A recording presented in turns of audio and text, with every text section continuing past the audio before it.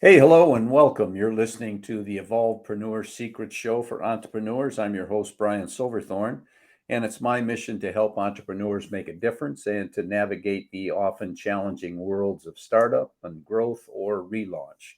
And today we're going to dig deep with our guest and get you some great concepts and strategies to fast track your business. And our special guest today is Catherine Lang-Cline, and Catherine is president and co-creator of Portfolio Creators, founded in 2005. And since then, she's placed thousands of people in marketing, design, digital marketing, and advertising positions. That's quite an accomplishment. Happy to have you on the show. Welcome. Thank you. And just a slight correction, it's Portfolio Creative. Creative. Oh, what did I? Yes, Oh, I said creators. yes. But Okay. it does include that, I guess, Yeah. ultimately.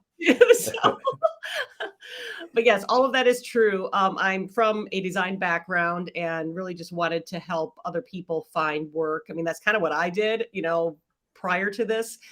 Um, and what's worked out great is like the first people that I was able to work with were my clients from when I was a freelancer myself. So it just seemed like a natural sort of fit.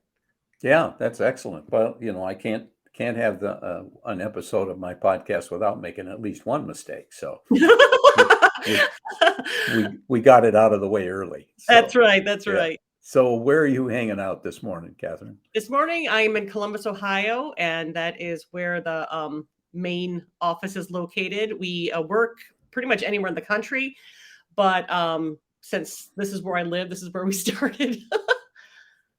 Okay, that makes perfect sense. So you made the transition. Well, what inspired you to make that? Well, what maybe most entrepreneurs might come to the realization of is that you tend to be kind of a lousy employee, which after in hindsight, I can say that now very openly. And that is mostly based on me having a lot of jobs, every I have a job every 3 years, as a freelancer, then maybe two in corporate, then three, freelance, and then two in corporate, you know, um, and I thought maybe I eventually just said, well, maybe the problem is me and I should just start my own company. I did get a lot of luck in that, jobs that I did have. I learned a lot. So definitely one thing I would recommend for anybody who's looking to start a business, please have a job first so you know how business runs. And then that'll save you a lot of time and you can learn on somebody else's dollar. But yeah, just having been between jobs at the time and someone approached me with this idea, it was definitely right in my wheelhouse. I was like, you know what, maybe it's just time to try something different. And it was a little bit of a spin on what I was already doing. I didn't see it really any different than having like a freelance job, another freelance job. So just basically just made the leap and started talking to my clients and just saying, it's not going to be me helping you anymore personally, but I can find you somebody else that can do it. And if they're not as good as me, I'm going to show up. And for about the first 6 months, there was a few jobs that I did show up for because, the database was not that deep yet. But now we are more than confident to have multiple choices for people. Great. So when you did actually good advice, get a job first, so you know what it's like to be involved in a business. Um, but you mentioned you were able to go to your clients, but also how did you find the people to fill the roles that needed to be filled? So I guess I'm asking what your biggest challenge was when you got started. Yeah, well, the biggest challenge was finding talent. And we basically started tapping into the people that we had worked with in the past. We knew other people in the freelancing community. We knew a lot of people in the marketing community. And then just started letting them know what we were doing. And if they were between jobs or wanted additional work, that they should start meeting with us. And we probably met with about 3 different people every day once it started rolling, just I don't know, as long as I can remember. And I think that still kind of continues, but it's probably more now because we have more people, but regardless, just this constant flow of connecting with people, talking to people about, who might need help. Sometimes it's people's kids that need help. You reach out to a company and you want them to hire you, but they say no. And you say, well, how about is there anybody else that could use help? And they said, yeah, well, my kid could use some help. And I'm like, fine. And there's nothing better than helping somebody's kid. Yeah. Remember that. So yeah, it's just really a lot of word of mouth that we find people. There are times where we have to tap into other sources, but I feel we have a good enough reputation that people just tell other people. Excellent. That's a great way to do it. Just to get a lot of good conversation in the community out there about you, and people will Absolutely. come. So do you have a focus or a vision for your business, say in the next 3 years, and a plan for getting there? Well, let me tell you, for years we were talking to people about how remote can work. And with I mean that just the talent, being kind of all over the country now, people are not as needy to have a person sitting right next to them to do the job. I want to really expand the business, definitely on a more nationwide level. We do have people a little bit all over the country, but I think that is just such an untouched market where we can help other people with, essentially our idea of how to match up marketing people. Um, and the fact that people are now willing to do this because they were kind of forced to do it. It's a much easier sell to have somebody who might work in Washington State working, for a company in Columbus, or the other way around. The talent is everywhere, and I would love to really expand that. I think we could really, quadruple the size of the business once we get that really rolling. Yeah, yeah, there's a lot of that going on. I know some people are coming back to the office or working some sort of a hybrid, but Yeah, and in doing what I'm doing here, I talk to a bunch of people that classify themselves as digital nomads, so they're right, working from anywhere and right. everywhere. And as long as people are really open to that, and even if they are like, we're all in the office, but we will be open to remote if somebody has that certain skill set that we're not be able to find here, I think even that's fine. Yeah, What's really great too, and I would love for companies to think about as well. I mean, what better way to try out an employee before you like pay for them to move to your city, if that's what you really want to do too. So it could save a ton of money for companies in that regard too, just to kind of test people out before they even commit to hiring them. great, good. So you are looking for people on both sides of the equation since Yes. you're the middle connecting person. So Yes. um, how would people on either side, either clients or people looking for positions, find you? What's the best way? Well, the best way is probably just to go to our website, which is portfoliocreative.com. It has a contact us page like most websites do, and we can, reach back to you right away and start finding out what you're looking for, if it's a job or if it's somebody to fill a role.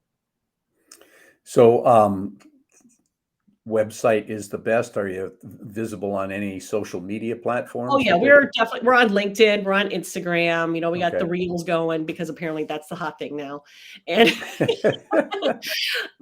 so yeah, all the socials, we're on that. But yeah, you can follow us if you just kind of want an idea what we're like, even from a personality standpoint. I mean, I think it's really strong to have, especially like in a Facebook or an Instagram, a little bit of your personality, because, I think then what it's like to work with a company, beforehand.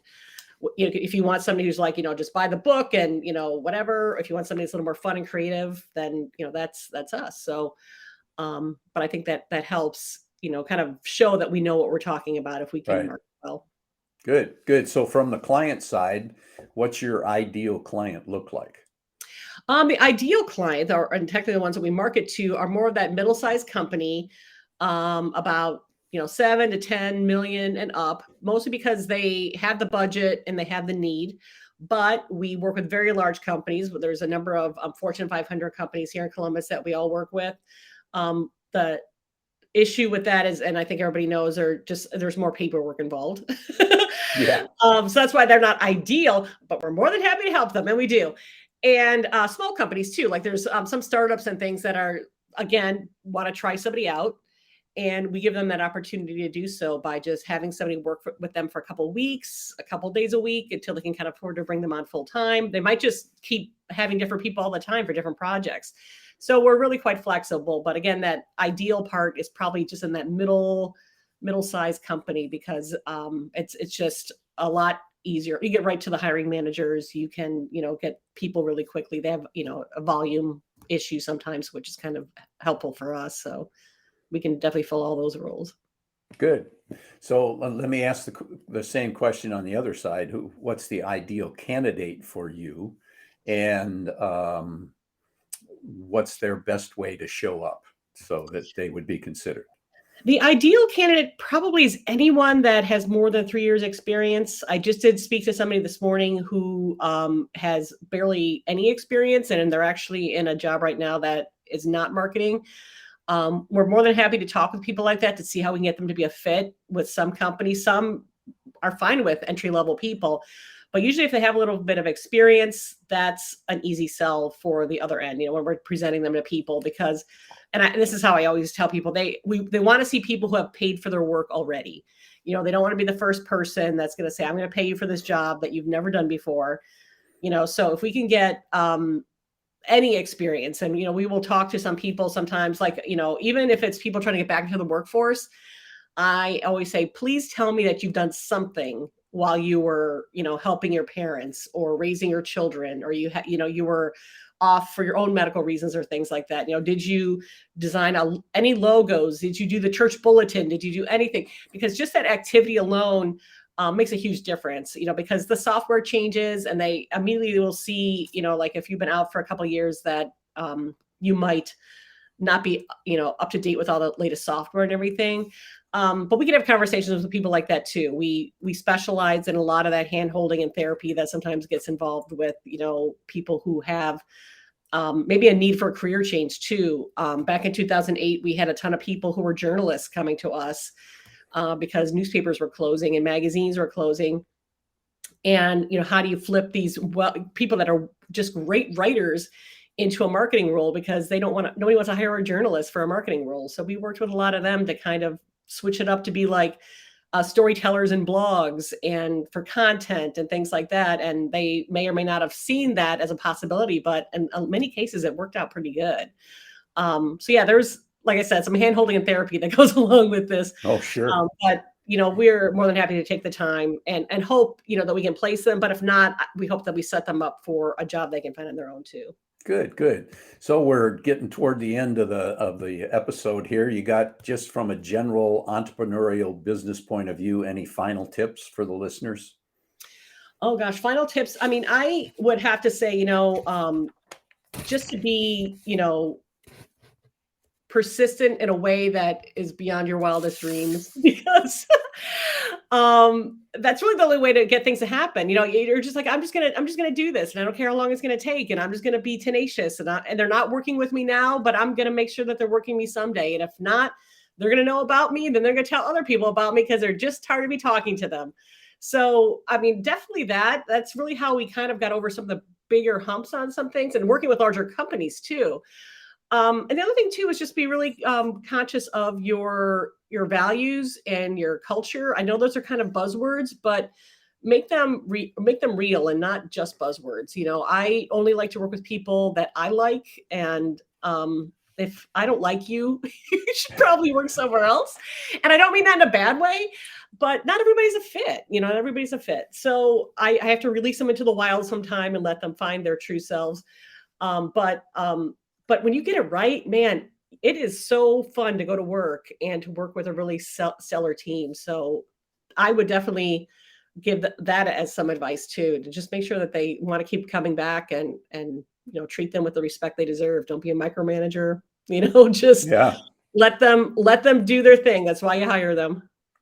Excellent. Well, I think that's great advice, and I'm going to use that as a wrap on another great guest episode of the Evolvepreneur Secret Show for entrepreneurs. And just before you leave, if you like this episode, please give us a 5-star review and maybe share it with a few friends.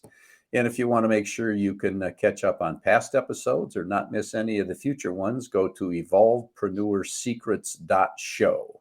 And if you're an entrepreneur and you got a great idea rolling around in your head, let's get it out there today. Thanks for listening.